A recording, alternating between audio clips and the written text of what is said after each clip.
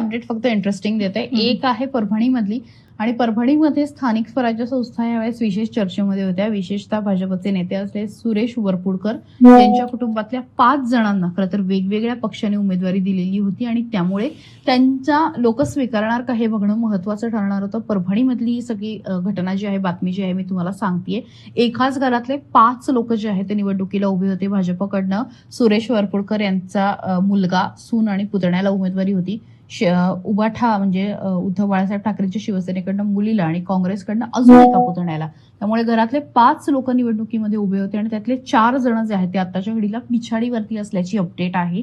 त्यामुळे लोक घरातल्यांना स्वीकारतात का, घराणेशाही चालते का आणि स्थानिक स्वराज्य संस्थांमध्ये लोक काय विचार करतात हे बघणं महत्वाचं असणार आहे आणि त्या दृष्टीने हे उदाहरण देण्याचा माझा प्रयत्न होता. यासोबतच अजून एक अपडेट आहे, ती सुद्धा महत्वाची आहे आणि नेत्यांच्या घरामधली अपडेट आहे. त्यामुळे मी जसं म्हटलं तसं की रायगडच्या महाडमध्ये 3ऱ्या फेरीअंती शिवसेनेचे मंत्री असलेले भरत गोगावले यांचे चिरंजीव विकास गोगावले जे आहेत ते 1800 मतांनी आघाडीवरती आहेत आणि राष्ट्रवादीचे निलेश महाडिक जे आहेत तर ते आताच्या घडीला पिछाडीवरती आहेत आणि अजून एक